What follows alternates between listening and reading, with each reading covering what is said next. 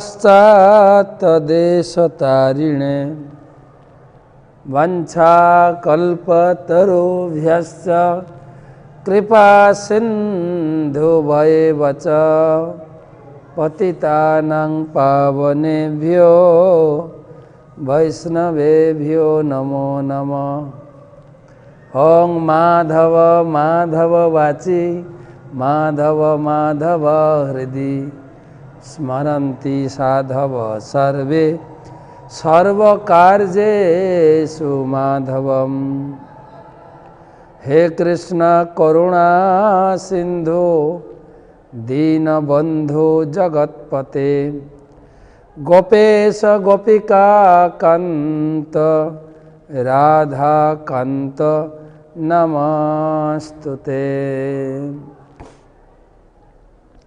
तप्त कांचन गौरांगी राधे वृंदावनेश्वरी वृषभानुसुते देवी प्रणमामि हरिप्रिये।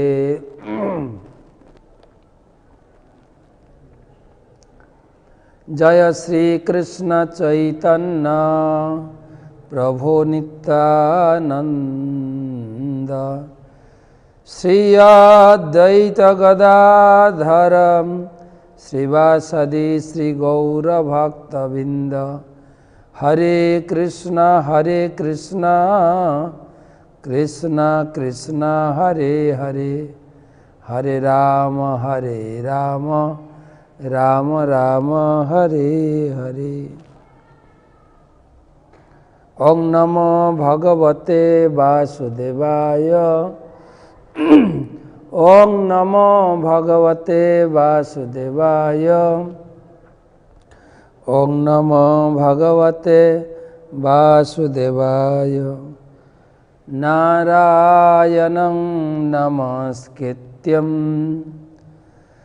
नरं चैव नरोत्तमं देवीं सरस्वतीं व्यासं ततो जयमुदीरयेत्। नष्टप्रायेषु अभद्रेषु नित्यं भागवत सेवया भगवती उत्तम श्लोके भक्ति भवति नहिष्टिकी।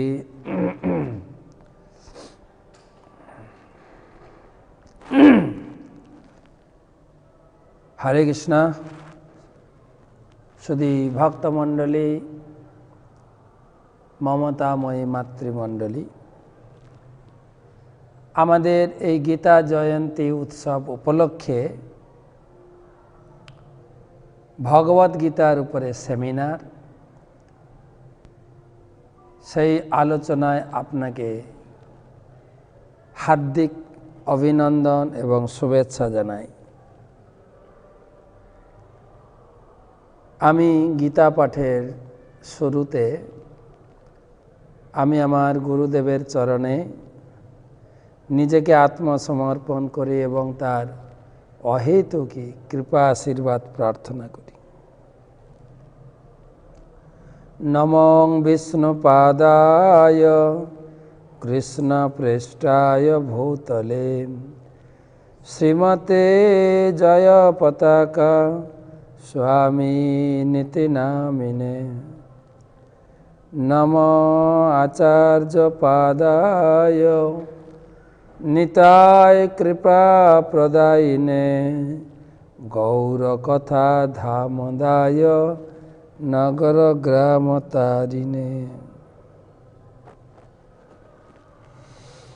तामरा आज के आलोचना হবে षोड़श अध्याय 16 अध्याय।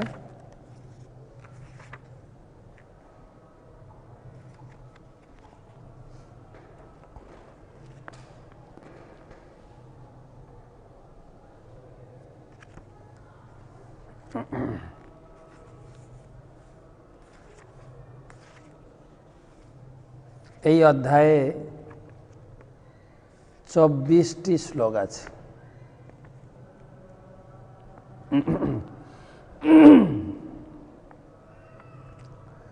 दैवासुर संपत् विभाग योग अथ षोडशोऽध्याय।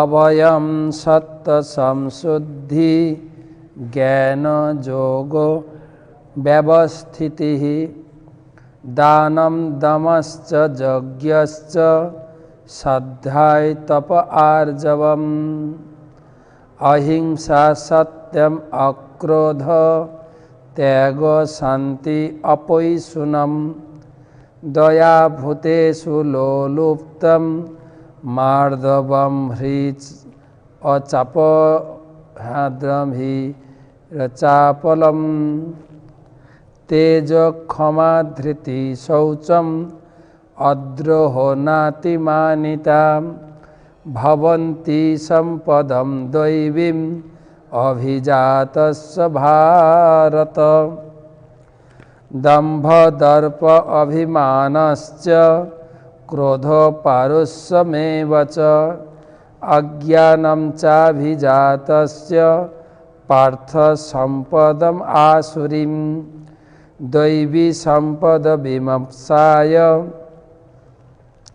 निबद्धाय सुरीमता मा शुचः संपदं दैवीम् अभिजातोऽसि पाण्डव द्वौ भूतसर्गौ लोकस्मिन् दैव आसुर एव च दैव विस्तरस प्रोक्त आसुरं पार्थ मे शृणु पवृत्तिं च निवृत्तिं च जना विदुरासुरा जना विदुर आसुरा न शौचं नापि चाचारो न सत्यं तेषु विद्यते असत्यम् अप्रतिष्ठं ते जगत् आहो अनिश्वरम्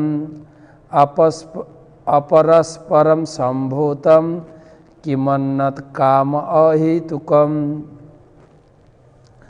एतां दृष्टिम् अवष्टभ्य नष्टात्माल्पबुद्धय प्रभवन्तो उग्रकर्माणो क्षयाय जगतो हिता काममाश्रित दुष्पुरं दम्भमान मदान्विता महद्गृहीताद् असद्ग्रहण प्रवर्तन्ते अशुचिव्रता चिन्ताम् अपरिमेयं च प्रलयाम् अन्तःपश्रिता काम उपभोग परमा एतावदिति निश्चितः आशा पाश शतैर्बन्धा काम क्रोध परायणः इहन्ते काम भोगार्थम् अन्नायर्थान् अंचयान् इदमद्य मया लब्धमिमं प्राप्स्ये मनोरथम् इदमस्तीदमपि मे भविष्यति पुनर्धनम् असौ मया हतः शत्रु अनिश्चे चापराणपि ईश्वरः अहं भोगी सिद्धहं बलवान् सुखी आढ्य अभिजनवानस्मि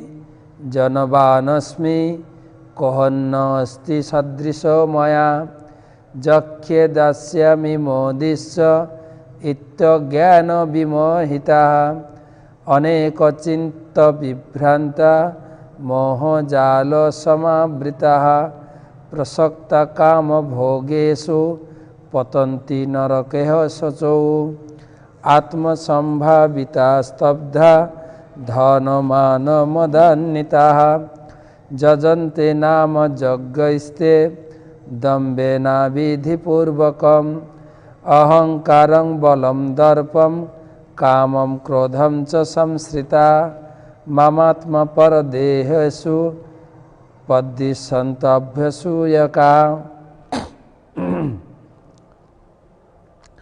तन्नेहं दिशतो क्रूडान् संसारेषु नराधमान् क्षिपामि अज्रस अशुभान् आसुरीषु जोनिषु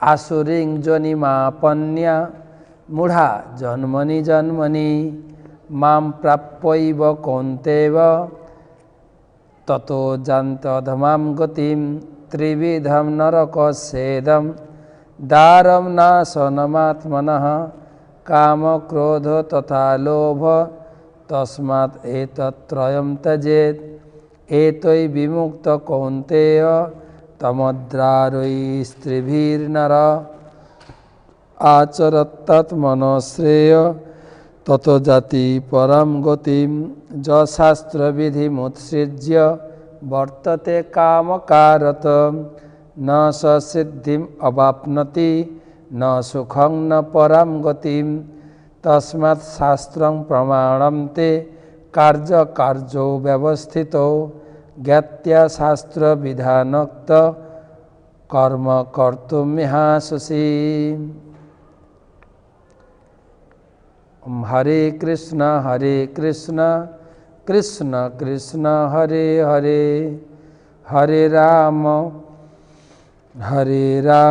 राम राम हरे हरे। ओम तत्सदिति श्रीमद्भगवद्गीतासु उपनिषत्सु ब्रह्म विद्यायां योगशास्त्रे श्रीकृष्ण अर्जुन संवादे दैवासुर संपद विभाग जोग नाम षोडश अध्याय।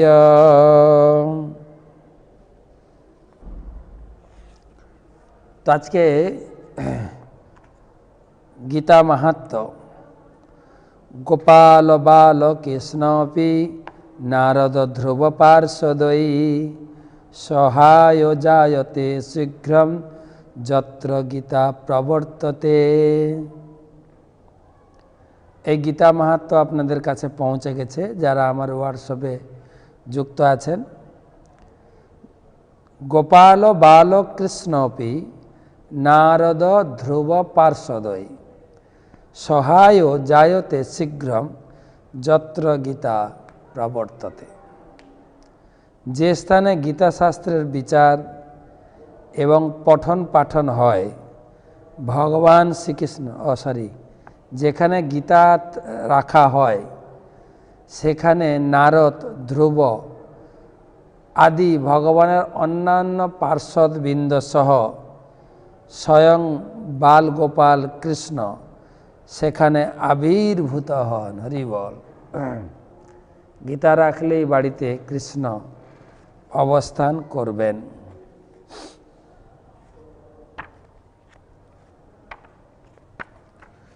তো 16 অধ্যায়ের মাহাত্ম্য।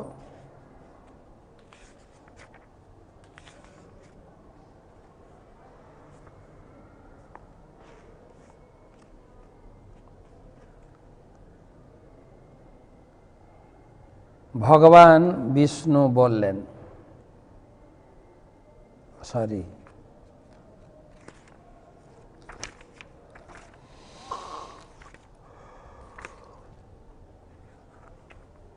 দেবাদিদেব মহাদেব শ্রী শিব বললেন, প্রিয় পার্বতী, এবার ভগবদ্গীতার 16 অধ্যায়ের মাহাত্ম্য বলছি শোনো। গুজরাটের সৌরাষ্ট্র নগরে খড়গবাহু নামে এক রাজা রাজত্ব করতেন। খড়গবাহু তিনি স্বর্গরাজ ইন্দ্রের ন্যায় আভিজাত্য সহ সেখানে বাস করতেন। অরিমর্দন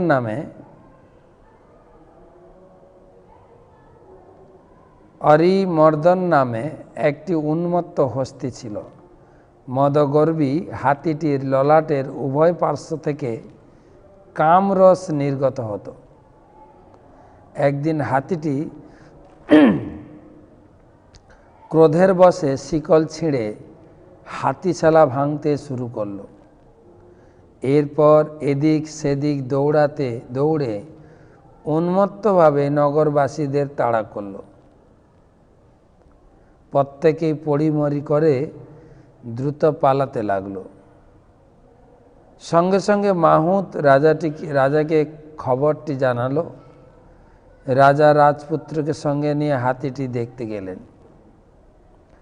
রাজা খড়গবাহু পাগলা হাতিকে বশ করার কৌশল জানতেন। রাজা পৌঁছে দেখলেন যে হাতিটি উন্মত্তের ন্যায় ছুটছে। অনেক লোক পদপিষ্ট হয়েছে। অনেক হাতির হাত থেকে বাঁচার জন্য এদিক ওদিক ছোটাছুটি করছে। এই বিশৃঙ্খল অবস্থার মধ্যে রাজা দেখলেন একজন ব্রাহ্মণ সরোবর থেকে স্নান করে শান্তভাবে রাস্তা দিয়ে হেঁটে আসছেন। অনুচ্চ কণ্ঠে তিনি গীতার ষোড়শ অধ্যায়ের প্রথম 3টি শ্লোক আবৃত্তি করছিলেন। আর শ্লোকের প্রথম শব্দটি ছিল অভয়ম। লোকেরা ব্রাহ্মণকে হাতির কাছে না যেতে বারবার নিষেধ করল, কিন্তু ব্রাহ্মণের তাদের কথায় কোনো ভ্রুক্ষেপ নেই। তিনি সোজা পাগলা হাতির কাছে গিয়ে তার পায়ে ধীরে ধীরে হাত বুলাতে লাগলেন। ব্রাহ্মণকে তার দিকে আসতে দেখেই হাতিটি সমস্ত ক্রোধ হারিয়ে শান্তভাবে শুয়ে পড়ল। কিছুক্ষণ হাতিটিকে হাত চাপড়ে আদর করার পর ব্রাহ্মণটি ধীর গমনে সেখান থেকে চলে গেলেন। রাজা ও শহরবাসী এই বিস্ময়কর ঘটনা পর্যবেক্ষণ করে আশ্চর্যান্বিত হয়ে গেলেন। রাজা সোজা গিয়ে ব্রাহ্মণের পায়ে পড়ে বললেন, এই সৌম্য ভাব ও বিস্ময়কর শক্তি অর্জনের জন্য আপনি কি তপস্যা করেছেন, কি পূজা অর্চনা করেছেন?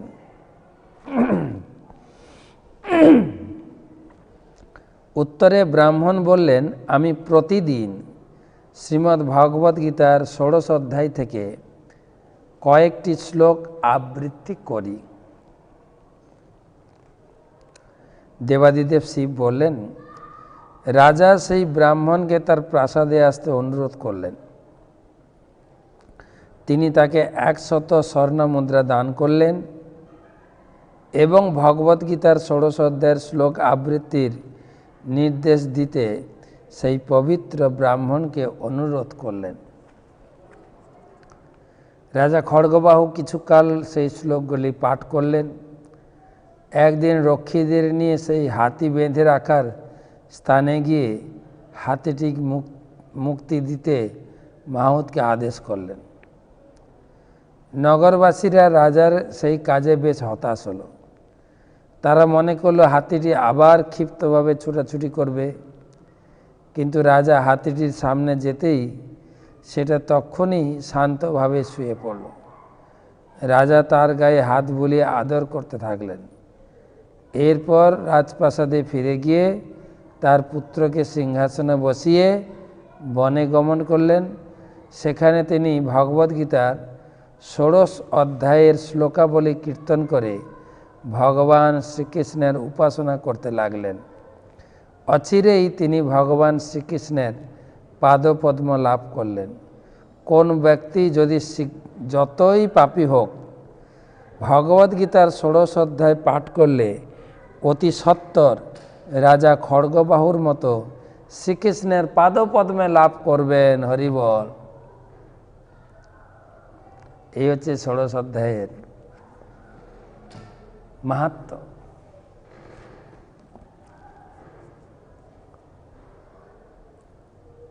তো আমরা 15 অধ্যায় কালকে পড়েছি, আজকে 16 অধ্যায়।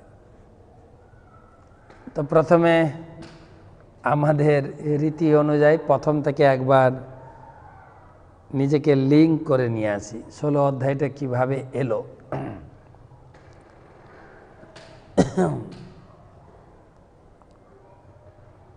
প্রথম অধ্যায় যুদ্ধক্ষেত্রের প্রস্তুতি।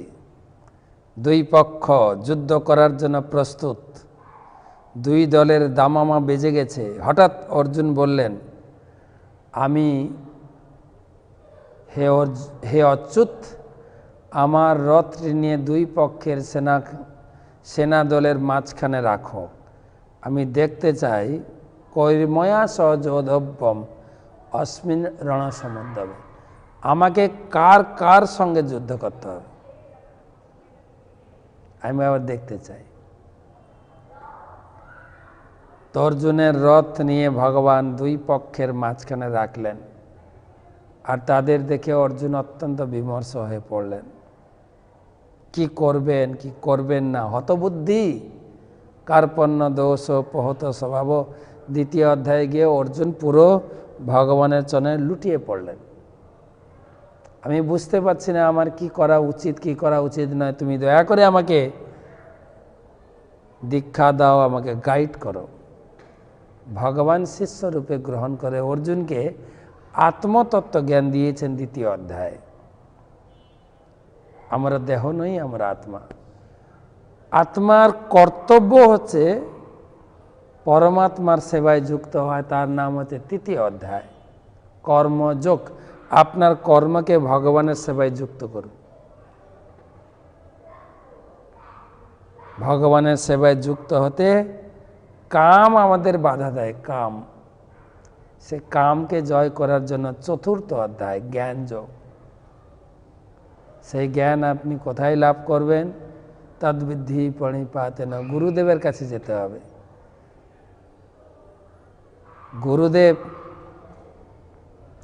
গুরুদেবের কাছে গিয়ে তার সেবা, প্রণিপাত এবং প্রশ্ন জিজ্ঞাসার মাধ্যমে গুরুদেব জ্ঞান প্রদান করবেন। আর সে জ্ঞান পেয়েছি কিনা কি করে উপলব্ধি করব? পরম শান্তিম পঞ্চম অধ্যায় ভক্তারাম জগত তপসাম সর্বলোক মহেশ্বরম সুহৃদম সর্বভূতানাম জ্ঞাত্যা মাম শান্তি মিচ্ছতি। এরপরে এই পরম শান্তি লাভ করতে গিয়ে ভগবান মনসংযমের বিশেষ শিক্ষা, অষ্টাঙ্গ যোগের শিক্ষা দিলেন। অর্জুন অষ্টাঙ্গ যোগকে প্রত্যাখ্যান করলেন মন চঞ্চলতাবশত। ভগবান বললেন তখন তুমি ভক্তি যোগের অনুশীলন করো। তাই শুরু হলো সপ্তম অধ্যায় ভক্তি বিজ্ঞান যোগ। বিজ্ঞান ভিত্তিকভাবে ভক্তিকে ভগবান বুঝিয়েছেন। আর ভক্তিটা কি না? মামে বজে প্রপদ্যন্তে মায়ামেতাম তরন্তি। কেবল আমার চরণে আত্মসমর্পণ করো, তোমাকে আমি রক্ষা করব। ভক্তির রেজাল্ট অষ্টম অধ্যায়। মৃত্যুর সময় ভগবানকে স্মরণ করে আমরা ভগবত ধামে ফিরে যাওয়ার সৌভাগ্য লাভ করব। আর এই জগতে ভজনকালীন ভগবান আমাদের কি সাহায্য করবেন? ভক্তের সঙ্গে ভগবানের দিব্য আদান প্রদান।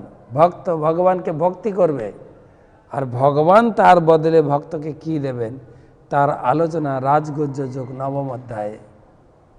ভগবান বলছেন অনন্য চিন্তয়ন্ত মাম যে জনা পর্যুপাসতে তেষাম নিত্যাভিযুক্তা নাম যোগক্ষেম অম্বাহাম। আমার ভক্তকে তার যা লাগবে আমি সবই মাথায় বহন করে নিয়ে আসবো তার কাছে, মাথায় বহন করে। তাই সর্বতভাবে আমার ভজনা করো। মনমনা ভব মদ্ভক্ত মজ্জা জীবাং নমস্কুরি মামে বৈশ্বসী যুক্ত এবং আত্মানং মৎপরায়ণ। আমার সেবায় যুক্ত।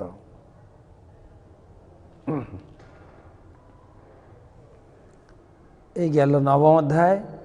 তাই ভক্ত যাতে ভগবানের প্রতি আকৃষ্ট হন, ভগবান দশম অধ্যায়ে বিভূতির কথা বললেন। এতাং বিভূতিম যোগম চ মম যো বেত্তি তত্ত্বতঃ সো অবিকল্পেন যোগেন যুজ্যতে নাত্র সংশয়। কেউ যদি আমার বিভূতি জানতে পারে, সে অবিকল্প ভক্তি যোগে যুক্ত হতে পারবে নিশ্চিতভাবে। এই গেল আপনার দশম অধ্যায়। সেই দশম অধ্যায়ের আলোচ্য বিষয় ভগবান তিনি বিশ্বরূপ দর্শনের মাধ্যমে অর্জুনের কাছে তার বৈভব প্রকাশ করেছেন এবং বিশ্বরূপ থেকে চতুর্ভুজ, তারপরে সৌম্য মূর্তি দ্বিভুজ শ্যাম সুন্দর রূপ, যা হচ্ছে সুদূর সুমিদং, সুদূর্লভ, তাকে লাভ করা একমাত্র সম্ভব ভক্ত্যা মাম অভিজানাতি যাবান যস্যাস্মি তত্ত্ব ততো মাম তত্ত্বতো জ্ঞাত্যা বিশতি তৎ অনন্তরম। এ একদম ভক্তিযোগকে শ্রেষ্ঠ করে। এবার 12 অধ্যায় ভক্তিযোগের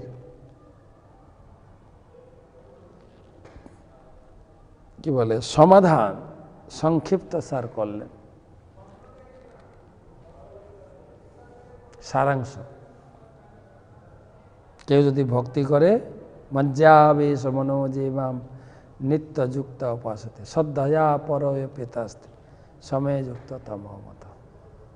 শ্রদ্ধার সহিত ভক্তিযোগের মাধ্যমে আমার সেবায় যুক্ত হও। এ গেল আপনার 12 অধ্যায়। তেষাম সম্মূর্ধতা মৃত্যু সংসার সাগর ভবানী ন চিরাং পার্থ মজ্জা বেশিত চেতস।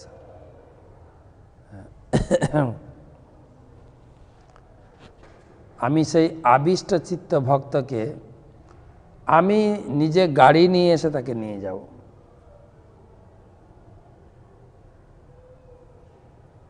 তারপরে 13 অধ্যায় নিষ্কাম জ্ঞানযোগ,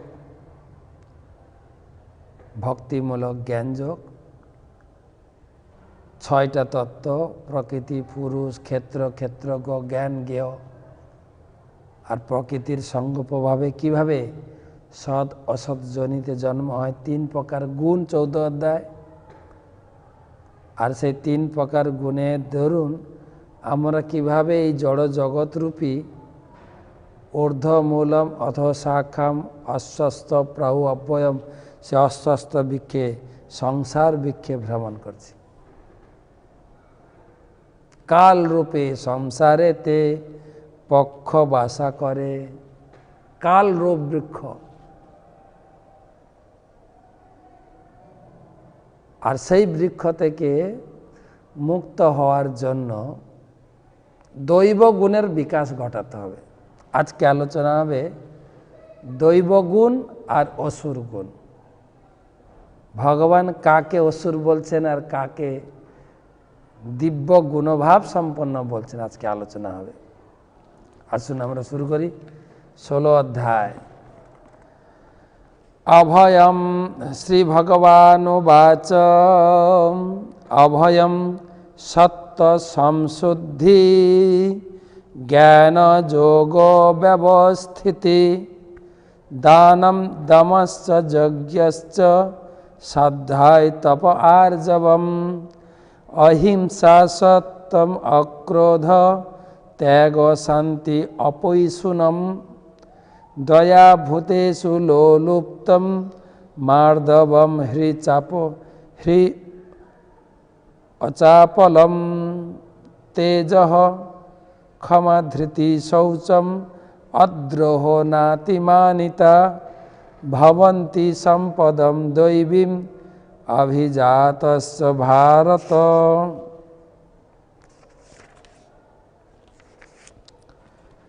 তো এই শ্লোকের অনুবাদ, পরমেশ্বর ভগবান বলেন, হে ভারত বংশীয় ভারত, দিব্য ভাব সম্পন্ন সমন্বিত ব্যক্তিদের মধ্যে ভয় শূন্যতা, সত্তার পবিত্রতা, পারমার্থিক জ্ঞানের অনুশীলন, যোগ সাধন, দান, আত্মসংযম, যজ্ঞ অনুষ্ঠান, বৈদিক শাস্ত্র অধ্যয়ন, তপশ্চর্যা, সরলতা, অহিংসা, সত্যবাদিতা, ক্রোধশূন্যতা, বৈরাগ্য, শান্তি, অদশদর্শী, সর্বজীবে দয়া, লোভহীনতা, মৃদুতা, লজ্জা, অচপলতা, তেজ, ক্ষমা, ধৈর্য, শৌচ, মাৎসর্যহীনতা,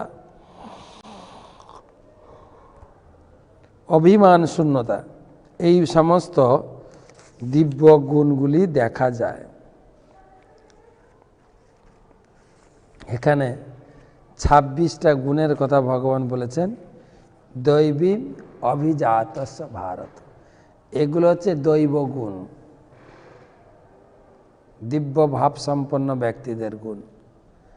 প্রথম আছে অভয়, এগুলো আপনার তাৎপর্য পড়বেন, প্রভুপাদ ভাগ করেছেন। অভয়, অভয় সন্ন্যাসীদের গুণ। সত্য সংশুদ্ধি, সত্তার পবিত্রতা এবং জ্ঞানযোগ্য অবস্থিতি, পারমার্থিক জ্ঞানের অনুশীলন প্রতিদিন। দানম, গৃহস্থদের কাজ। দমস্ত যজ্ঞস্য সাধ্যায় তপ আর্জব, আর্জব মানে সরলতা। সরলতা একটা দিব্যভাব সম্পন্ন ব্যক্তির লক্ষণ। অহিংসা, কারোর প্রতি হিংসা না করা। তবে অহিংসা মানে কাউকে হত্যা না করা, কাউকে কেটে আমি খাবো না, অহিংসা। অহিংসার আরেকটা অর্থ দিয়েছেন প্রভুপাদ। অহিংসা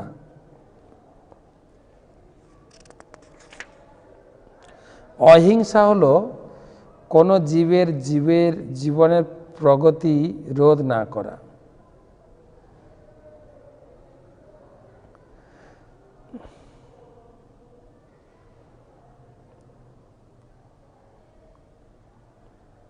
অহিংসা মানে যথার্থ কৃষ্ণ ভক্তির প্রচার না করা, কারো প্রতি হিংসা না করা এবং যথার্থ কৃষ্ণ ভক্তির প্রচার না করা, এটাও হিংসা।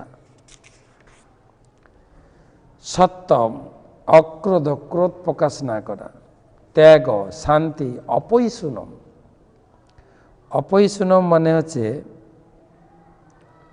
অপৈশুনম, অন্যের দোষ না দেখা। আমাদের স্বভাব হচ্ছে পরের দোষ দেখা, আর অপৈশুনম মানে অন্যের দোষ না দেখা। দয়া, সর্বজীবের প্রতি দয়া। ভূতেষু লোলুপ্তম, অলোলুপ্তম মানে লোভহীনতা। আমরা লোভ করি, লোভের সে কাহিনী বলছিলাম। 3 বন্ধু একসঙ্গে হাঁটছেন, হাঁটতে হাঁটতে হঠাৎ একটা বন্ধু হাউ হাউ করে কেঁদে বসে পড়ল মাটিতে। 2 বন্ধু তার পিঠে হাত চাপড়ে, কি হলো তোর, হঠাৎ কাঁদছিস? বলছে, আর বলিস না, প্রায় মাসখানিক হলো আমার মামিমা মারা গেছেন। মামিমার কোনো সন্তান ছিল না, সে আমাকে খুব ভালোবাসত। মামিমা যখন মারা যায় আমার জন্য 10 লক্ষ টাকা রেখে গেছে। বাহ, সত্যিই তো দুঃখের কথা, মামিমা মারা গেছে।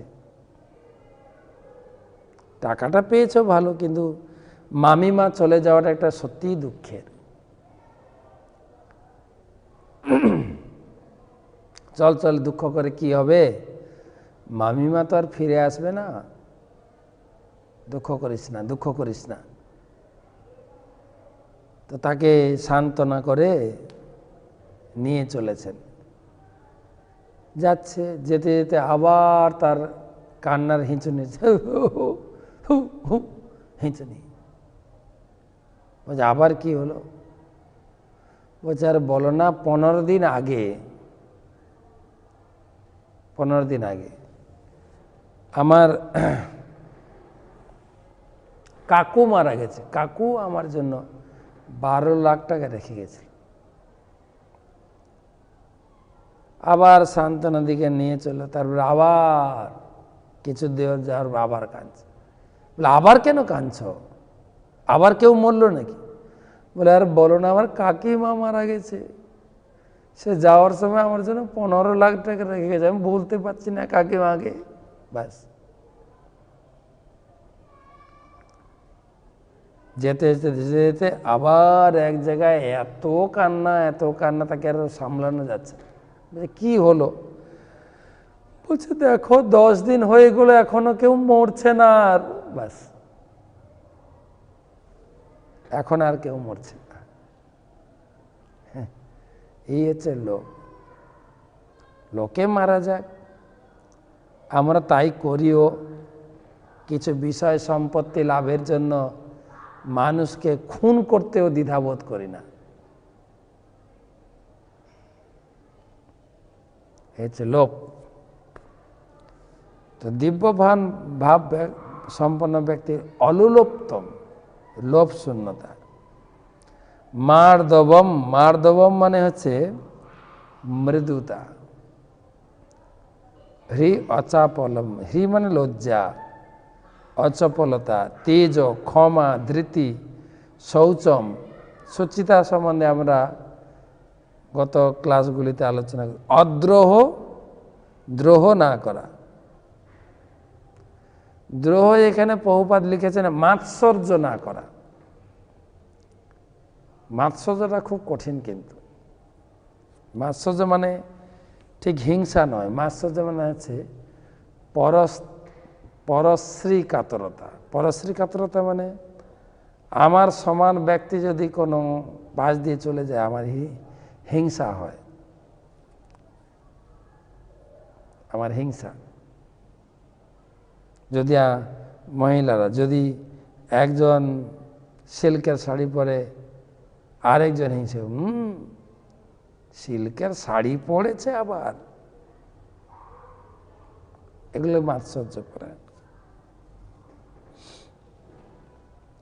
নাতিমানিতা, অতিমানিতা মানে সম্মান লাভের জন্য আকাঙ্ক্ষা না করা। ভবন্তি সম্পদম দৈবীম আভিজাত সুভান, এগুলো হচ্ছে দিব্য ভাব সম্পন্ন ব্যক্তির লক্ষণ, অর্থাৎ এগুলো হচ্ছে দৈবী গুণাবলী। এখানে এই অধ্যায়ে দৈবী গুণাবলী আর অসুর গুণাবলী বলবেন। দৈবী গুণাবলী মাত্র 3খানা শ্লোকে বলে ভগবান আর বলেননি, কিন্তু অসুর গুণাবলী বিস্তারিত বর্ণনা করছে। দম্ভ, 4 নম্বর শ্লোক। দম্ভ দর্পাভিমানশ্চ ক্রোধ পারস্যমেব চ অজ্ঞানম চাভিজাতস্য পার্থম সম্পদম আসুরিম। এর উল্টোটা হচ্ছে অসুর গুণ, আসুরিক গুণ। দম্ভ, অহংকার করবে, মিথ্যা দম্ভ করবে। দর্প, দর্প মানে দর্প অভিমান, গর্বে একদম ফেটে পড়া অভিমান। চ ক্রোধ, ক্রোধ প্রকাশ করে। পারস্যমেবচ, পারস্যমেবচ মানে হচ্ছে রূঢ়তা, কর্কশ, প্রতিটি কথায় কর্কশ ভাব। অজ্ঞানম চ অভিজাতস্য পার্থ সম্পদম আসুরিম, এগুলি একটা সম্পদ। ওটা দৈব সম্পদ, দৈব গুণটাতে গুণ, দিব্য ভাব সম্পন্ন সম্পদ, দৈব সম্পদ। আর এটা হচ্ছে আসুরিক সম্পদ। দৈব গুণাবলী 3টি শ্লোকে, আসুর গুণাবলী একটা শ্লোকে হিন্টস দিলেন, বিস্তারিত বলা হবে 6 নম্বর শ্লোক থেকে শেষ শ্লোক পর্যন্ত।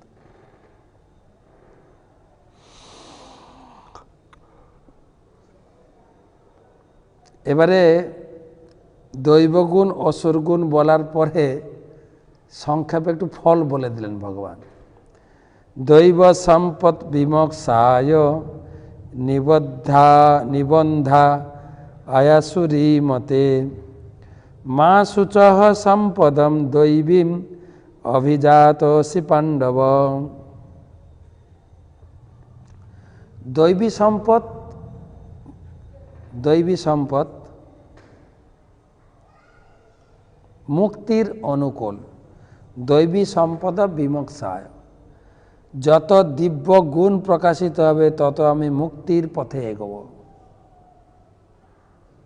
আর দৈবী গুণের বিস্তার বর্ণনা 1 থেকে 3 আছে। আর 1 থেকে 3 এই 3টা শ্লোকের উপরে প্রভুপাদ পৃষ্ঠার পর পৃষ্ঠা তাৎপর্য লিখেছেন। আপনি এই গীতাটি পড়বেন, যে গীতা আমি পড়ছি ইস্কনের গীতা, প্রত্যেকটা গুণের বিস্তারিত বর্ণনা প্রভুপাদ লিখেছেন। তো দৈব গুণ সম্পন্ন ব্যক্তি মুক্তির পথে, মুক্তির রাস্তায় এগোচ্ছেন। আর মা সূচ না নিবন্ধা আসুরি মতে। নিবন্ধা আসুরি মতে মানে না অসুর গুণাবলী জন্ম জন্মান্তরে বন্ধনের কারণ। আসুর গুণাবলী আগে বলা হয়েছে কিন্তু 4 নম্বর শ্লোকে। দম্ভ, দর্প, অহংকার, ক্রোধ, রূঢ়তা। এবারে অর্জুনকে বলছে, অর্জুন তাহলে যে ওর যুদ্ধক্ষেত্রে যে যুদ্ধ করতে গেলে তো ক্রোধ প্রকাশ করতে হবে, রেষারেষি করতে হবে, হিংসা না হলে যুদ্ধ করবেন কি করে? এসবগুলো অসুর গুণ। ক্রোধ প্রকাশ করা, কাউকে হত্যা করা। কিন্তু ভগবান বুঝিয়ে দিল, মা সূচ অর্জুন, তোমার কিন্তু জন্ম হয়েছে দৈবী ভাব সম্পন্ন। মা সূচ দৈবীম অভিজাত অসি পাণ্ডব। অর্জুন তুমি চিন্তা করো না, তোমার কিন্তু জন্ম হয়েছে দৈব গুণ সম্পন্ন হয়ে। অভিজাতসি মানে দৈব গুণ সহ তোমার জন্ম হয়েছে।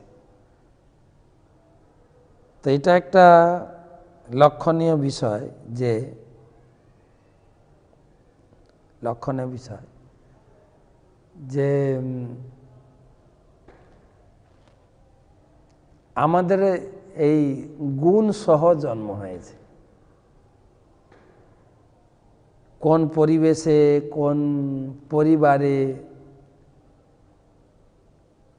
অনেক সময় দেখা যায় না, হয়তো যারা একটু উন্নত বংশে জন্মগ্রহণ করে তাদের ভাষার শালীনতা, ব্যবহারের শালীনতা। আবার কিছু কিছু ক্ষেত্রে দেখা যায় শিশুরা যে ভাষায় গালাগালি করে, ওদের কাছে স্বাভাবিক ভাষা গালাগালিটা। কিছু কিছু ভাষা আছে পার্টিকুলার দেখি। আর সেই সমস্ত ভাষা যারা দৈবগুণ সম্পন্ন, রেগে গেলেও বলতে পারে না, মুখ দিয়ে উচ্চারণ করতে সংকোচ বোধ করে। কিন্তু অনায়াসেই কিছু লোক আছে সেই ভাষা কথা বলে। পাড়া অঞ্চলে বা কোনো কোনো শহরে দেখেছি তাদের ভাষা কর্কশ, রূঢ়। তার মানে জন্মটা হচ্ছে ওই রকমই।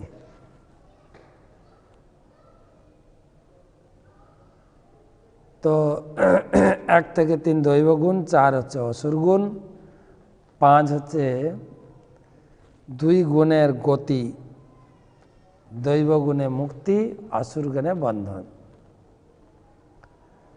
তো 6 নম্বর শ্লোকে ভগবান বলছেন, দৌ ভূত স্বর্গৌ লোকেস্মিন দৈব এ আসুর এবচ দৈব বিস্তরস প্রোক্ত আসুরং পার্থ মে শৃণু। দৌ ভূত স্বর্গৌ লোকেস্মিন দৈব আসুর এবচ দৈব বিস্তরস প্রোক্ত আসুরং পার্থ মে শৃণু।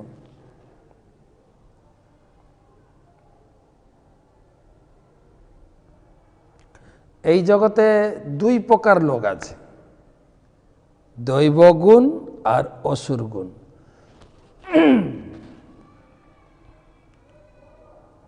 দৈব বিস্তরত পোক্ত, দৈবগুণের বিস্তার বলেছে 1 থেকে 3 শ্লোক অর্জুন। আসুরং প্রোক্ত পার্থ মে শৃণু। এখন আমি অসুর গুণাবলী বলবো, আমার কাছে শোনো। অসুর গুণাবলী দৈব বিস্তরস প্রক্ত, দৈবগুণ বিস্তার বলেছে।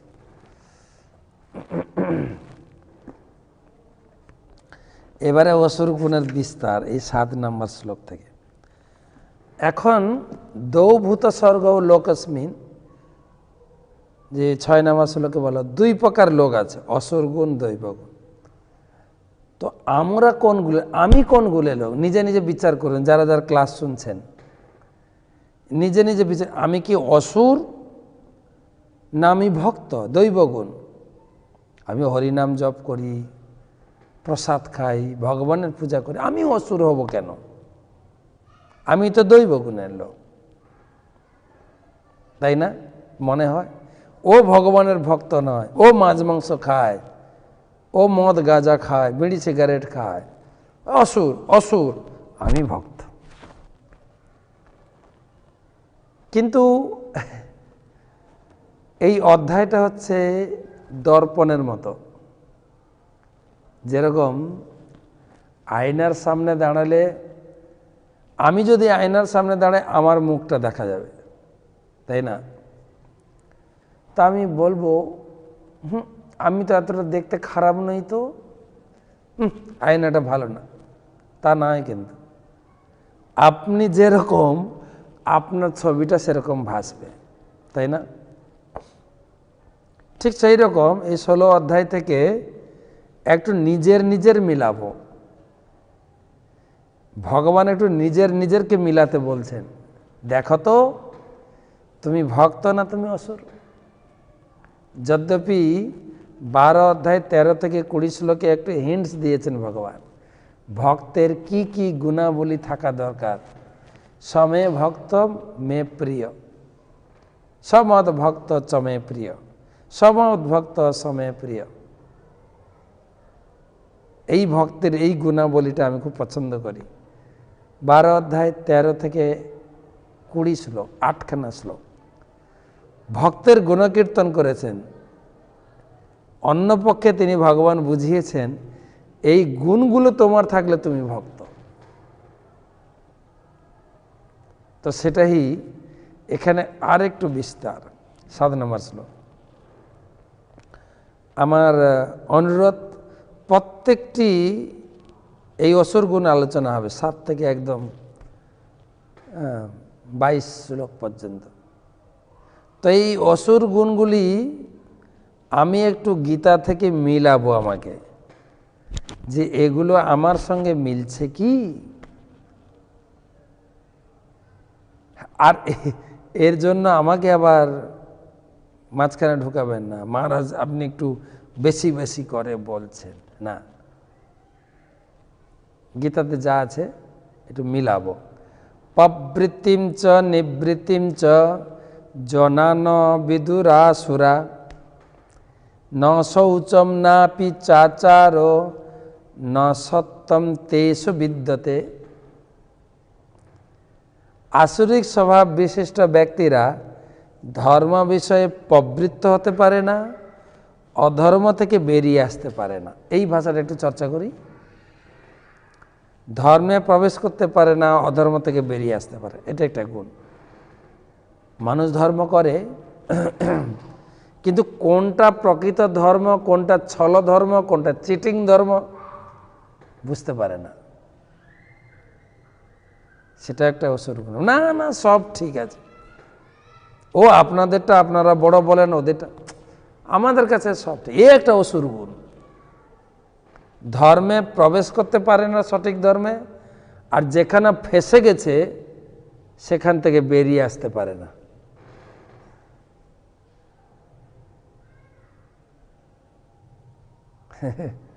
কঠিন। আর কি, ন শৌচম নাপি চাচারো ন সত্যম তেষু বিদ্যতে। তাদের মধ্যে শৌচ নেই। শৌচ মানে সুচিতা, মনের সুচিতা, খাদ্যের সুচিতা, বাক্যের সুচিতা, দৈহিক সুচিতা, এসব সুচিতা লাগবে। কি খাবার খাচ্ছি আমি, এই খাবার সম্বন্ধে আবার যাবেন এর পরের অধ্যায়ে। খাবারের বিভিন্ন শ্রেণী বিভাগ, খাবারের বিভিন্ন রেস্ট্রিকশান, ভগবান বলবেন।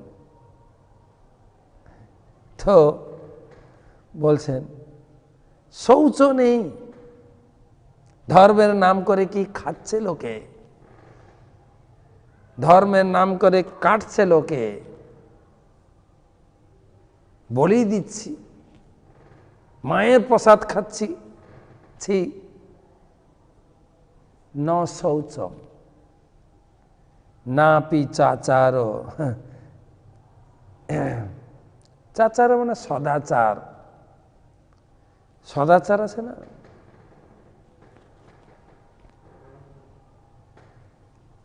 কিভাবে কথা বলা উচিত, কিভাবে লোকের সঙ্গে ব্যবহার করা উচিত। ন সত্যম তেষু বিদ্যতে, সত্যতা নেই।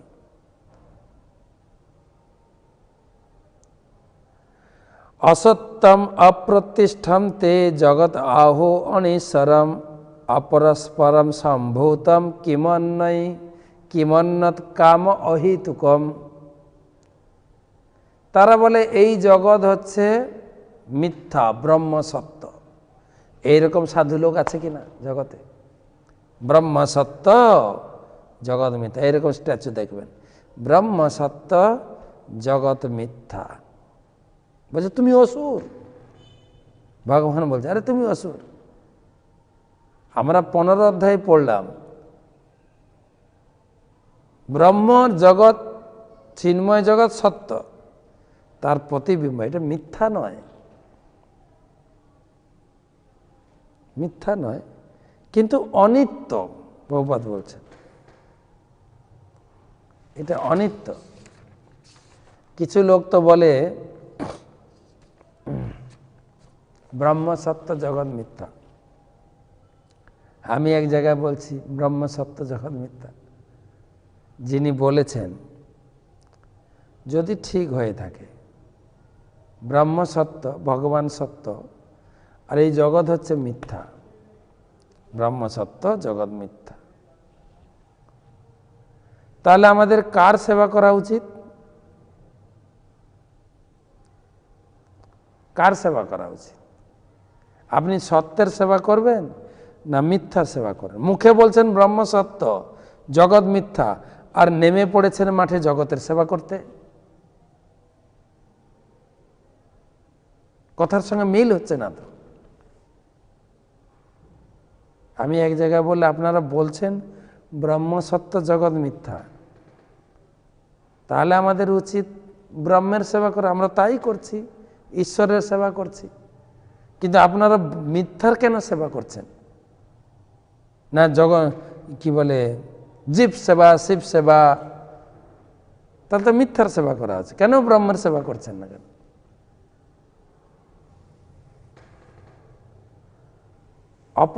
অপরস্পর সম্ভূতম কিমন্নত কাম হইত। তারা মনে করে এই জগতে কাম ছাড়া কিছুই নাই। আমার জন্ম হয়েছে মা বাবার কামের দ্বারা, আমিও কাম নিয়ে আমার সন্তান সৃষ্টি করব। এই জগৎটা সৃষ্টি হয়েছে কামের দ্বারা, কিন্তু আমরা ভাগবত পড়ে জানছি এখানে কামের কোনো প্রশ্ন নেই। যাহা কাম তাহা নাহি রাম, এই অধ্যায়েও ভগবান বলবেন কাম থেকে মুক্ত হতে হবে।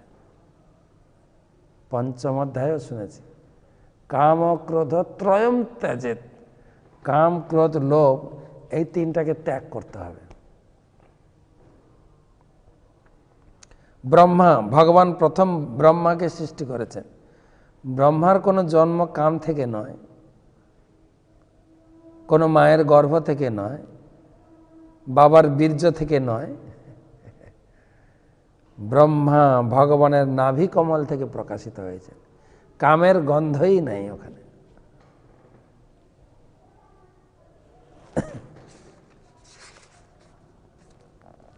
এতাম দৃষ্টিম অবষ্টভ্য নষ্টাত্ম অল্পবুদ্ধয় প্রভবন্ত উগ্র কর্মায় ক্ষয়ায় জগত হিতা। তারা বলে এই কাম ছাড়া কিছু নেই, আর এই আত্মতত্ত্ব জ্ঞানহীন মানুষ, অল্প বুদ্ধি সম্পন্ন, উগ্র কর্মা এবং অনিষ্টকারী অসুরেরা জগৎ ধ্বংস কার্যে প্রবৃত্ত হয়। এখানে ভগবান কৃষ্ণ খানিকটা এই নাস্তিকতা জড়বাদী বৈজ্ঞানিককেও একটু গালি দিয়েছে। ধ্বংস কার্যে ক্ষয়ায় প্রভবন্ত উগ্র কর্মাণ ক্ষয়ায় জগত অহিতা। একবার প্রভুপাদ বিদেশে প্রচার করাকালীন কিছু বৈজ্ঞানিক লোকের সেই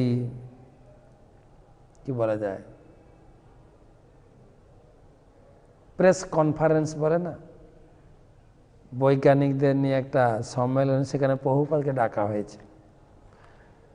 প্রভুপাদ সেখানে জিজ্ঞাসা করছিলেন তাদেরকে যে আপনারা সবাই সায়েন্টিস্ট, এই জগতে আপনাদের সব থেকে গর্বের আবিষ্কারটা কি? গর্বের আবিষ্কার বলছে অ্যাটম বোম।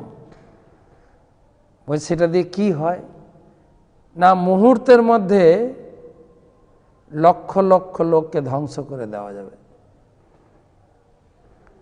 প্রভুপাদ হেসে সম্মত হয়ে উত্তর দিলেন, হ্যাঁ, আপনারা জগৎকে ধ্বংস করার জন্য আপনারা জন্ম হয়েছে, আপনারা ধ্বংস করতে পারেন, সৃষ্টি করতে পারেন না। ধ্বংসই করে গেলেন। কত কিছু, সব কিছু দেখুন না, বর্তমান তো সব কিছুর দিক থেকে আমরা ধ্বংসিত। খাবার খাবো সে বিষ, কথা বলবো লোকের কথার মধ্যে বিষ, আবহাওয়া বিষ, যেখানে সেখানে জল খেতে পারবেন না, যেখানে সেখানে হাওয়া নিতে পারবেন না। বর্তমান করোনার জন্য কিছুটা প্রকৃতি শুধরে গেছে, অনেক পাপ কর্ম করেছে, অনেক হোটেল বন্ধ হয়ে গেছে, কসাইখানা অনেক বন্ধ হয়েছে, কিছুটা লোকে পরিবর্তন হয়েছে, আবার পাপ করবে। ক্ষয়ায় জগত কামাশ্রিত দুষ্পুরম দম্ভমা নমদান্বিতা মহাত গৃহীতা অসৎগ্রহণ প্রবর্তন্তে অশুচিব্রতা।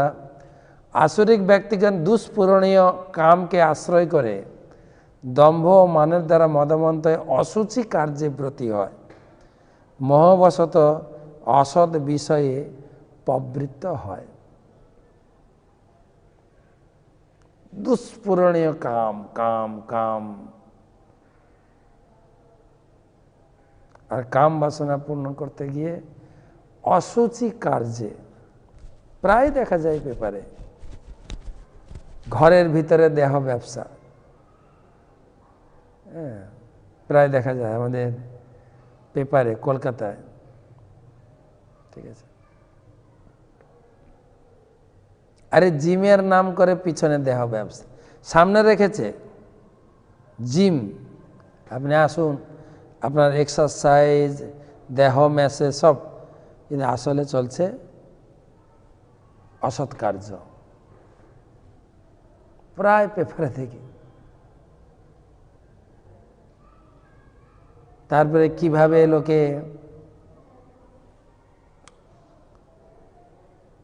লোকে প্রতারণামূলক তেলের কারখানা, দুধের কারখানা সব আবিষ্কার করছে, ঘিয়ের কারখানা, অসুচি কার্য সব। এখন তো প্রত্যেক ঘিয়ের উপরে স্ট্যাম্প লাগিয়েছে পিওর ঘি, তার মানে ওটা নট শিওর, কোথায় চর্বি টর্বি সব মিশাচ্ছে, not sure that is pure. সব কিছু দূষিত। এই প্যান্ডামিকের 6 মাস আগে, করোনার 6 মাস আগে পেপারে ফলাও আকারে বেশ কয়েকদিন লেখা হচ্ছিল, আমাদের কলকাতার আশেপাশে যত মাংসের কসাইখানা বা কারখানা রয়েছে, তারা কি প্রকারের ভেজাল দিয়ে লোককে খাইয়েছে। ভাগাড়ের পচা পশু যেগুলো মারা যায়, স্বাভাবিকভাবে ফেলে দেওয়া হয়, সেগুলো তুলে এনে পাইল দিয়েছে, খাইয়েছে। আসরিক গুণাবলী। বিভিন্ন কাঁচা সবজি যখন একটু অনেক দিন হয়ে যায়, শুকিয়ে যায়, কিভাবে কেমিক্যাল ইউজ করছে লোকে, সবজি একদম তরতাজা ফ্রেশ হয়ে যাচ্ছে। বাংলাদেশে শুনতাম ফরমালিন এক প্রকার কেমিক্যাল বা বিষ ইউজ করছে, যেটা খাওয়ার সাথে সাথে আপনার মৃত্যু হতে পারে, আয়ু কমবে। তা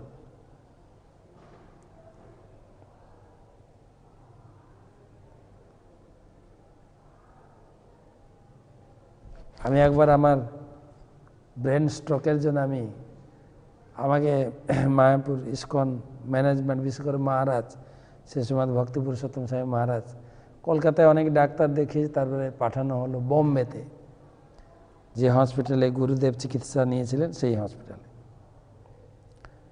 তো একজন ডাক্তার ছিলেন, ইয়াং ডাক্তার, অল্প বয়স্ক, এবং খুব জলি, পেশেন্টের সঙ্গে খুব ফ্রিভাবে কথা বলেন।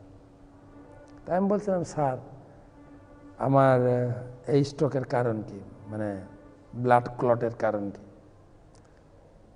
বলছে দেখুন, অনেকে অনেক কারণ বলতে পারে, তোমার পূর্বপুরুষের হিস্ট্রিতে আছে কি না, কারো আছে কি না, অনেকে না, তোমার ব্লাড প্রেশার আছে কি না, তোমার কি বল কোলেস্টেরল আছে কি না, অনেক কিছু বলে। কিন্তু দেখুন মহারাজ, আমরা প্রতিদিন বহু কেস ঘাঁটছি, এর কারণ হচ্ছে দূষিত খাবার, দূষিত বাতাবরণ, এই হচ্ছে মূল কারণ। আমরা যা কিছু খাচ্ছি একদম পলিউটেড। কি করা যাবে এখন? এই নিয়ে দুশ্চিন্তা না করে চিকিৎসা করুন, চলুন। দূষিত অসৎ বিষয়ে প্রবৃত্ত, অসৎ ব্যবসায়ী, অসৎ মানুষের মনোভাব।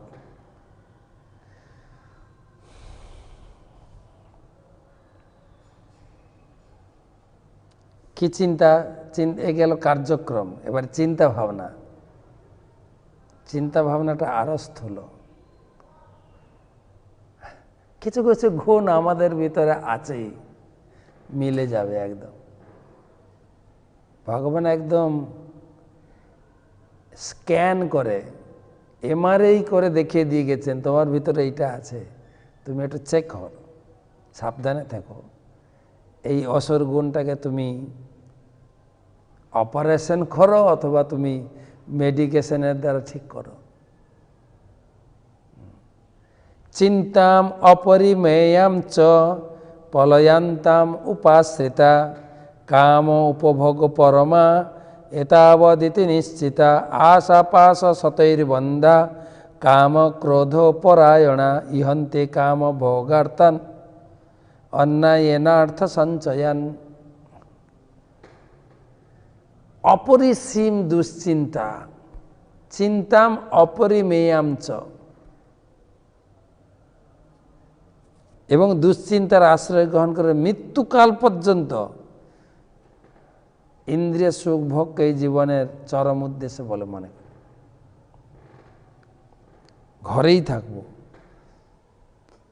ইন্দ্রিয় সুখ ভোগ করব। চিন্তাম অপরিমেয়াম চ, চিন্তা, আজকে এটা হলো, ওটা হলো, ওটা করব, এটা করব। হয়তো ভক্তি জীবনের আগেও করেছে, ভক্তি হওয়ার পরে ওটাকে আবার নিজের স্বার্থে মিশিয়ে দিয়েছে। আমি তো আমার জন্য করছি না, ঘরে ঠাকুর সেবার জন্য করছি, বাস।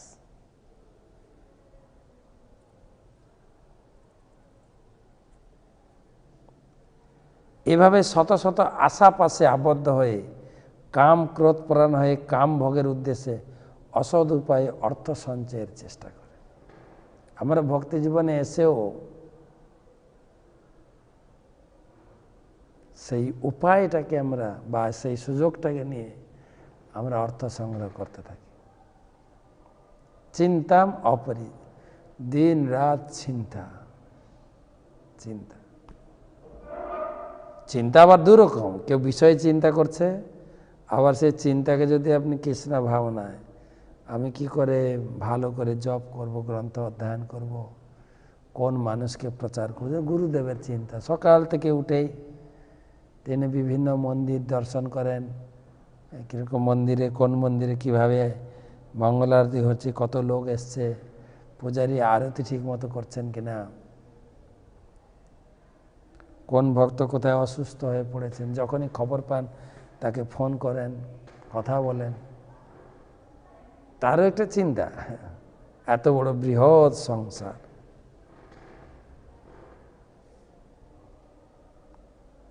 আবার খুঁটিয়ে খুঁটিয়ে চিন্তা বলছে, তো চিন্তাম অপরিমেয়।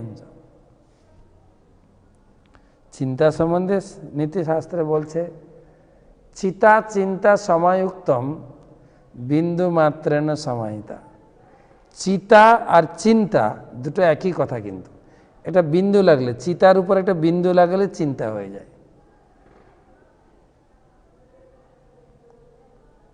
কিন্তু চিতা চিন্তা সমায়ুক্ত, চিতা আর চিন্তা দুটো সমান শব্দ, বিন্দু মাত্রেণ সমাহিতা, বিন্দুর তফাৎ।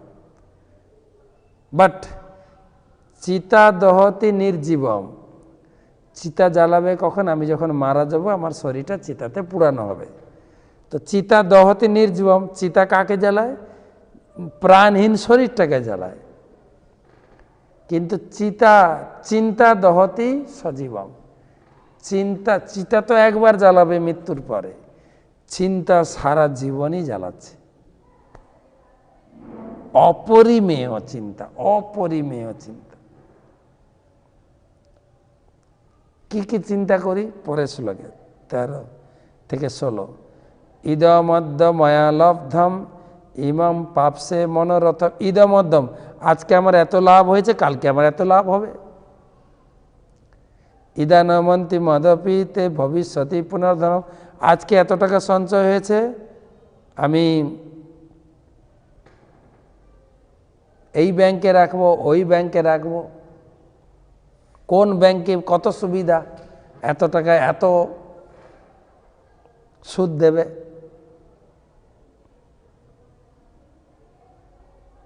সব চিট ফান্ডগুলো যাচ্ছে না। সরকারের ব্যবস্থা আছে বিভিন্ন ব্যাংক, কিন্তু আদার্স কিছু ব্যক্তিগত কোম্পানি চলে আসে। আমরা মন্দারমণি, আমরা অনেক সারদা, নারদা, কত কত প্রকল্প আছে। সারদাতে টাকা রাখো, ব্যাংকে এত সুদ দিচ্ছে না, 6 বছরে আমার ডবল হয়ে যাবে, 5 বছরে আমার ডবল হয়ে যাবে। প্রথম দিতেও থাকে, লোকে হু করে টাকা ঢালতে থাকে, হঠাৎ করে উধাও, বাস আজকে এত লাভ, কালকে এত লাভ, ভবিষ্যতে আমার এত লাভ হবে।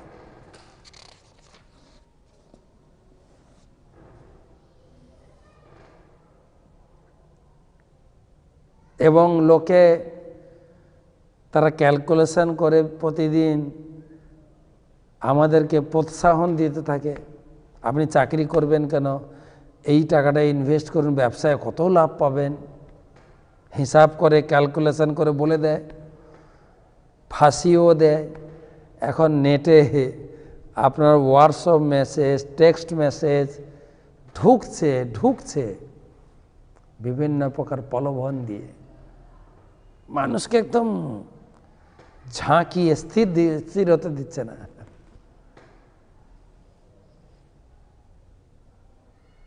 কখনো কখনো দেখি, এখন একটু কমেছে, প্রথম যখন হোয়াটসঅ্যাপ ঘাঁটতাম বা টেক্সট মেসেজ আসতো, কোনো মহিলা, কোম্পানি থেকে এগুলো করে, মহিলা লিখছেন, একেলা হো, তুমি কি একা, আসো না আমার সঙ্গে একটু গল্প করো না, বাস। তো আজকে এত লাভ, কালকে এত লাভ হবে। আমরা সে একটা ভিখারির কথা বলেছিলাম, আপনাদের হয়তো মনে আছে। একটা ভিক্ষুক ভিক্ষা করতে করতে এটা গুড়ের কারখানায় পৌঁছে গেছে। ওখানে যে কারখানায় ম্যানেজার ছিল, তার দয়া হয়েছে, কারখানায় এত গুড় রয়েছে, টাকা পয়সা না দিয়ে একটা ছোট্ট গুড়ের ভাণ্ড বা কলসি বলে আমাদের, গুড়ের কোঁদা ছোট্ট একটা, তাকে দিয়ে এটা নিয়ে যাও, খাও। ও খুব খুশি হয়েছে। ও তখন গুড়ের কলসিটা মাথায় নিয়ে ধীর গতিতে হাঁটছে, আর হাঁটতে হাঁটতে তার পরিকল্পনা চলছে, আচ্ছা এই গুড়টা আমি খেয়ে নষ্ট করব না, বাজারে বিক্রি করব চড়া দামে, তাহলে যা পয়সা পাবো 2টো গুড়ের কলসি হবে। তো 2টো গুড় বিক্রি করলে 4টে হবে, 4টা করে 8টা, এরকম হিসাব করছে। 16টা, 32টা, 64টা, আমার অনেক টাকা হবে। আমি সেই টাকা দিয়ে একটা দোতলা বাড়ি বানাবো, ঠিক আছে।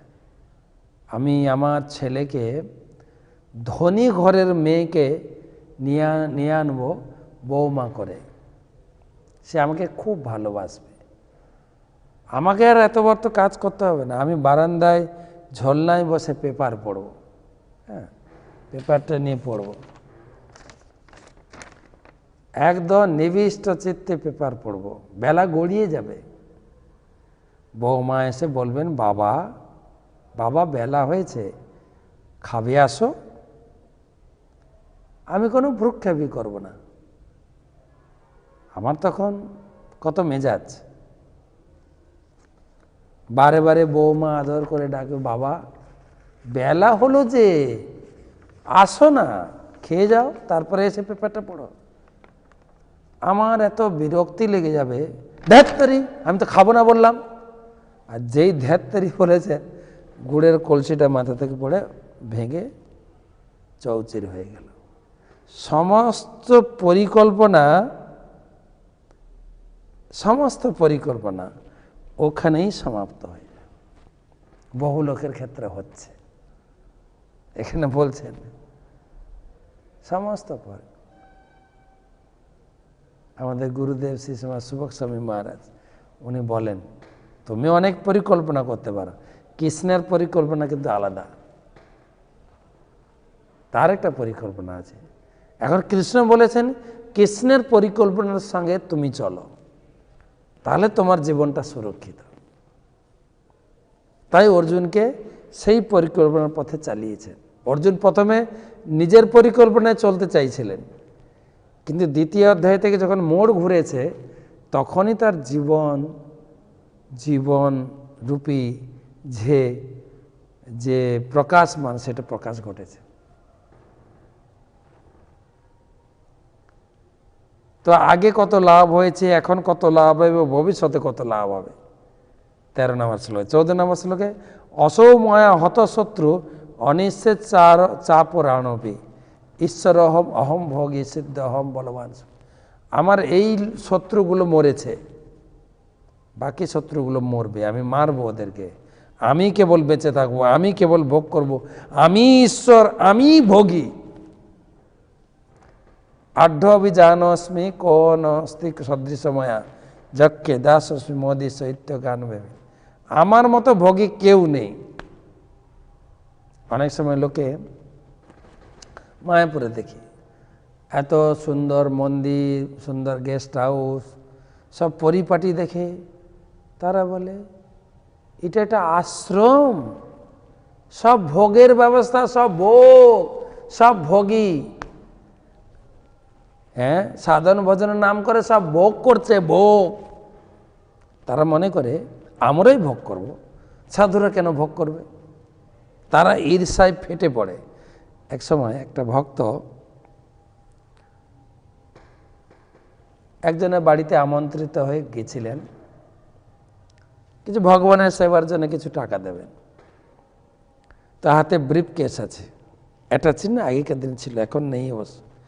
ব্রিফ কেস অ্যাটাচি নিয়েছেন। তো স্টেশনে নেমে একটা রিক্সা ধরে সেই লোকের বাড়ি যাচ্ছেন। রাস্তার পাশে একজন বয়স্ক ভদ্রলোক বসছিলেন, সঙ্গে সঙ্গে মন্তব্য করছেন, দেখো দেখো সাধু আবার রিক্সায় চড়ে। সাধু রিক্সায় চড়তে পারবে না, সাধু হেঁটে যাবে, আমরা রিক্সায় চড়ব। আমি একবার ট্রেনে করে এসি, থার্ড এসিতে, এসির সবথেকে কমা, তাতে করে আমি দিল্লি গেছিলাম একটা কাজের জন্য। তখন আমার সামনে যারা যাত্রী ছিল তারা বল, আপনারাও এসি চড়েন? বাপরে বাপ, ঈর্ষায় ফেটে পড়ে একদম। আমি ভোগ করব, আমরা কষ্ট করছি, আমরা সংসারী লোক, সাধুরা কেন ভোগ করবে? অনেক চিত্ত বিভ্রান্তা মোহজাল সমাবৃতা প্রসক্ত কাম ভোগেশু পতন্তি নরকে অসুচ। অনেক প্রকারে এরকম চিন্তা ভাবনায় যুক্ত হয়ে তারা অসুচি নরকে প্রবিষ্ট হয়। শেষের দিকে বাড়ি, আত্মসম্ভাবিতা স্তব্ধা ধন মাদ মদান্বিতা যজন্তে নাম যজ্ঞস্তে দম্ভে নাবিধি পূর্বকম। সেই আত্মঅভিমানী অনম্র ধন মানে মদমত্ত ব্যক্তিরা অবিধিপূর্বক নাম মাত্র যজ্ঞের অনুষ্ঠান করে। আমি যজ্ঞ করব, সবাই আমাকে সম্মান করবে, এটা আছে। সকালে ভাগবত পাঠে আমরা শুনছিলাম, আমাদের পরম বৈষ্ণব, আমাদের গুরু পরম্পরায় মহান আচার্য ছিল গৌরকিশোর দাস বাবাজি মহারাজ।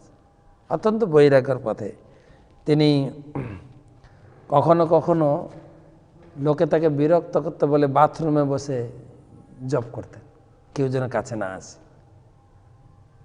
তা একজন রাজা এসছেন, তাকে ডাকছেন, আমার বাড়িতে একটা নামযজ্ঞের অনুষ্ঠান করছি, বহু লোক আসবেন আমন্ত্রিত, সাধু বাবা আপনিও আসুন।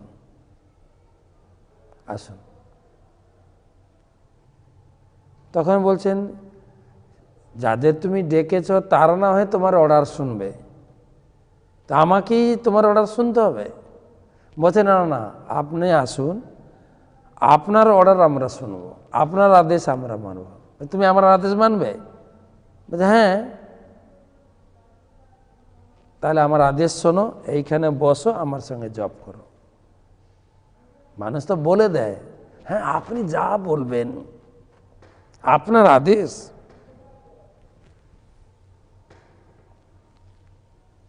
কখনো কখনো দেখি করে মহারাজ মহারাজ আসুন, আপনার জন্য সকলে প্রসাদে অপেক্ষা করছে মহারাজ, আপনি না এলে শুরু করতে পারছি না। গিয়ে দেখি একটা ব্যাচ প্রসাদ হয়ে গেছে। কপটতা লোকে, গিয়ে দাঁড়িয়ে থাকতে হয়, কোথায় বসবো, সবার ব্যাচটা উঠে যাক মহারাজ, তারপরে বসবো। কপটতা।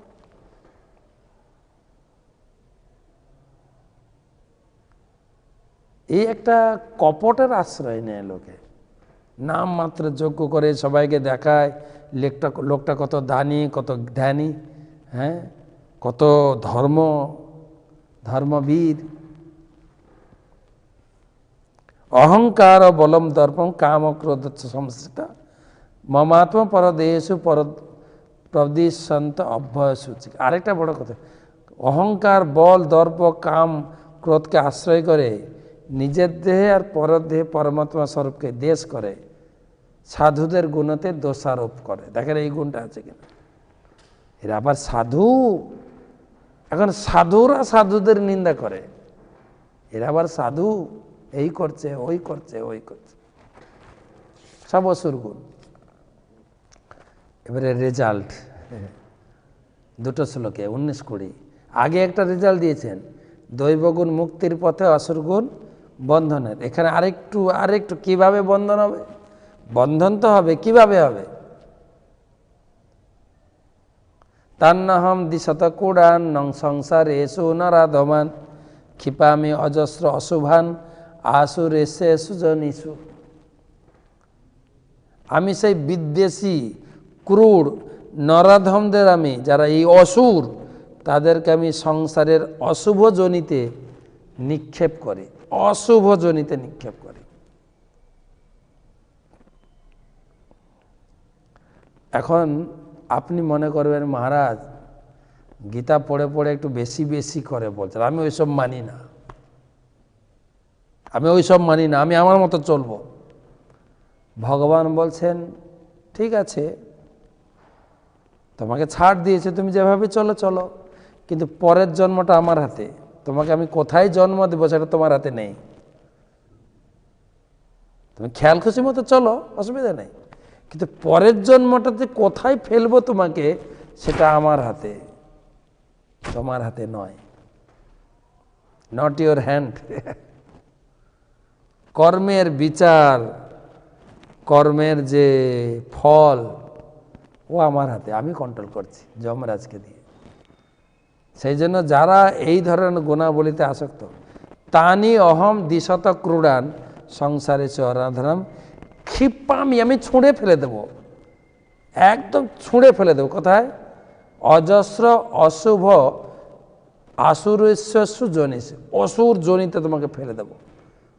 বলে আমাকে কতদিন থাকতে হবে? পরের শ্লোকে আসুরিং জনি মাপন না মূঢ়া জন্মনি জন্মনি মাম অপ্রাপ্যৈব কন্তেয় তত জানতিম অদমাম গতিম।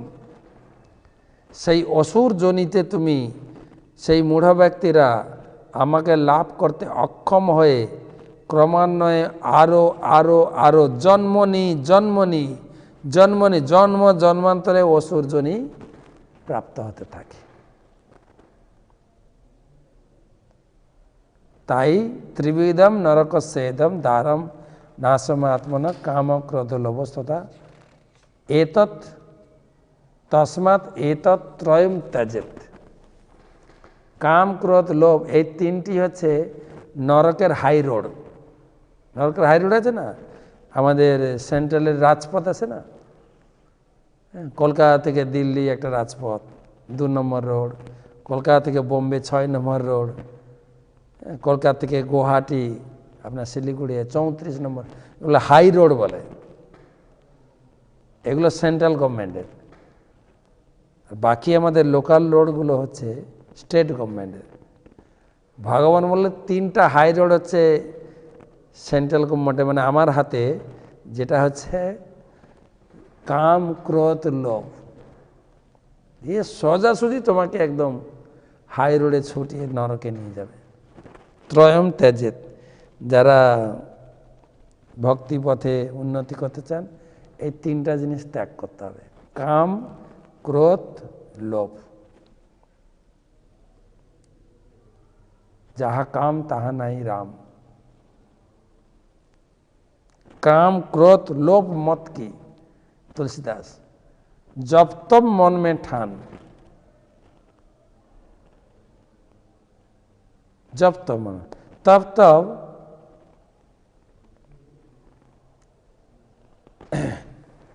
সাধু আর অজ্ঞানী, তুলসী কহে এক সময়, যতদিন সাধু হয়েও কাম ক্রোধ লোভ থাকবে ততদিন সাধু আর বাইরের লোকের কোনো তফাৎ নাই। সেই জন্য ত্রয়তা এবই বিমুক্ত কন্তীয় তমোদ্দার স্ত্রীহীনর আচরত্যাত্মন শ্রেয়স তত জাতি পরমাম গতি। এই 3 তমোদ্বার থেকে মুক্ত হয়ে মানুষ আত্মার শ্রেয় গতি আচরণ করেন, পরম গতি লাভ করেন। এই হচ্ছে পরম গতি। বা এই আসুর গুণ থেকে মুক্ত হবে কী করে? বলে শাস্ত্রের নির্দেশে চলা। শাস্ত্র মানে হচ্ছে যে শাসন করে আমাকে সঠিক পথে নিয়ে যাবে তাকে বলে শাস্ত্র। শাসন করে যে ত্রাণ করবে তাকে বলে শাস্ত্র। য শাস্ত্রবিধি মুৎসৃজ্য বর্ততে কামকারত ন সসিদ্ধিম অপম অবাপনতি ন সুখং ন পরাম গতি। যিনি শাস্ত্রবিধি পরিত্যাগ করে নিজের মতো খেয়াল খুশি মতো কাম করবে, সে এই জগতেও সুখ পাবে না, পরের জগতে সুখ নেই। অতএব অর্জুন তস্মাৎ, অতএব তস্মাৎ শাস্ত্রং প্রমাণন্তে কার্য কার্য ব্যবস্থিত জ্ঞাত শাস্ত্র বিধানক্ত কর্ম কর্তম ইহাসি। অতএব শাস্ত্র থেকে তোমার কর্তব্য কী হওয়া উচিত জেনে নাও। কর্তব্য অকর্তব্য শাস্ত্র থেকে জেনে সেইভাবে তোমার জীবনকে পরিচালিত করো, তাহলে তোমার ঊর্ধ্বগতি হবে।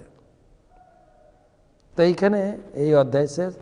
পরের অধ্যায়ে অর্জুন প্রশ্ন করবেন, কিছু লোক শাস্ত্র মানে না কিন্তু শ্রদ্ধা ভক্তি দিয়ে দেবদেবীর পূজা করে, ঠাকুর পূজা করে, ধর্ম আচরণ করে, তার কোথায় গতি? সে কি অসুর না ভক্ত? কি বলবো তাকে? সেই উত্তর কালকে 17 অধ্যায়। ধন্যবাদ। হরে কৃষ্ণ। তো আজকে আমরা আজকে যারা গীতা দান করেছেন তাদের নামটা একবার শুনে নেব, আপনিও দেখবেন আপনার নামটা আছে কিনা যে আজকে গীতা দান করেছেন। শীতম জানা হাওড়া থেকে 2টো গীতা, তারপরে দেবাঞ্জন, উমারাধ্যা আর সমৃদ্ধি, এ 3 জন মিলে 11টি গীতা। অশ্ব সেন, গোবিন্দ দাস পুরো ডিসেম্বর মাসের একদিন করে 30টা গীতা দিয়েছেন। রবীন্দ্রনাথ দলুই এবং তার গ্রুপের ভক্তবৃন্দ মিলে 85টি গীতা দান করেছেন। সেবাপদ মাতাদি দুবাই শারজা থেকে তার গ্রুপের পক্ষ থেকে 235টা গীতা এবং 14টি ভাগবতম সেট গুরু মহারাজকে দান করেছেন। শ্যামা সুপ্রিয়া দেবী দাসী আমেরিকা থেকে 108টি গীতা। রামরূপা চৈতন্য দাস চেন্নাই থেকে 54টি গীতা এবং সুমিতা দে মেদিনীপুর থেকে 108টি গীতা গুরু মহারাজকে দান করেছেন। এবং যারা গীতা দান করেছেন আমি সবাইকে, আমাদের গীতা দান গুরু মহারাজ শুরু করেছেন আসামের আদিবাসী অঞ্চলে। আমি অনেককে আপনাদের ফটো পাঠিয়েছি আমার গ্রুপে যারা যুক্ত আছেন, মানে গীতা দানের গ্রুপে। তো বাংলাদেশ থেকে একটা প্যাকেজ গীতা এসছে শ্রীমৎ জয়পতাকা স্বামী গুরু মহারাজের উদ্দেশ্যে 5খানা গীতা, তিনি নাম দেননি। তপস্বিনী শ্রীমন্তিনী দেবী দাসী 11টি গীতা, জগন্নাথ দে 2টি, সঞ্জয় চন্দ্র দে 2, পার্থবন্ধু মাধব দাস 2, সূর্য বিশ্বাস 2, সৌরভ দাস 1, বিন্দু মিত্র 1, পন্থী মিত্র 1, স্বর্গীয় সুধাংশু মিত্র 1, রেণুকণা মিত্র 1, সর্য মিত্র 1, প্রিন্স মিত্র 1, শিল্পী মিত্র 1, স্বর্গীয় নিখিল হাওলাদার 1, চৈতি হাওলাদার 1, স্বর্গীয় বিমল শিকদার 1, কিশোর 1, সুমিত্র 1, সুচিত্র 1, কৌশিক 1, কার্তিক দাস 1, তুষার 1, জিৎ মুকুন্দ দাস 1, যশোদা দেবী দাসী 1, মল্লিকা মল্লিক 2, তরুণ মজুমদার 1, সৌম নরসিংহ দাস 3, ইতিরানী দাস 2, আলো রানী শীল 1, মাধবচন্দ্র শীল 1, রাজীব চন্দ্র শীল 1, শিমু রানী শীল 1, মাধুর্য শীল 1, অভয় সাহা 1, অর্জুন সাহা 1, অভিজিৎ কর 1, বিশ্বজিৎ কর 1।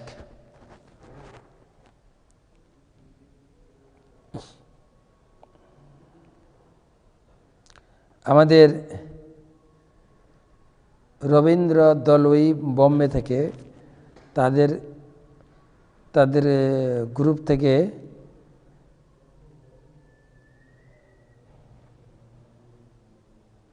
যারা যারা গীতা দান করেছেন আমি তাদের নামটা একটু পড়তে চাইছি।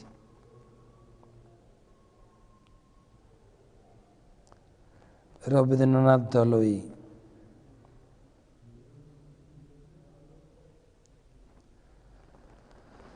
রবীন্দ্রনাথ দলুই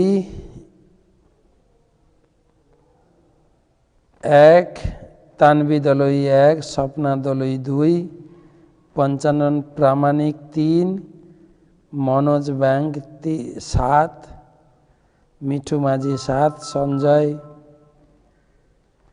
শাসমল 5, অজিত কর 3, নান্টু অধিকারী 11, সঞ্জীব পাল 7, রাম মণ্ডল 6, গোপাল দলুই 7, বাপন দলুই 7, নেপাল দলুই 6, শ্যামা প্রামাণিক 5, ভরত বেরা 7। এই সবাই মিলে রবীন্দ্রনাথ দলুই তার গ্রুপের পক্ষ থেকে টোটাল 85টি গীতা গুরু মহারাজকে দান করেছেন। তো সবাইকে ধন্যবাদ জানাই, কৃতজ্ঞতা জানাই।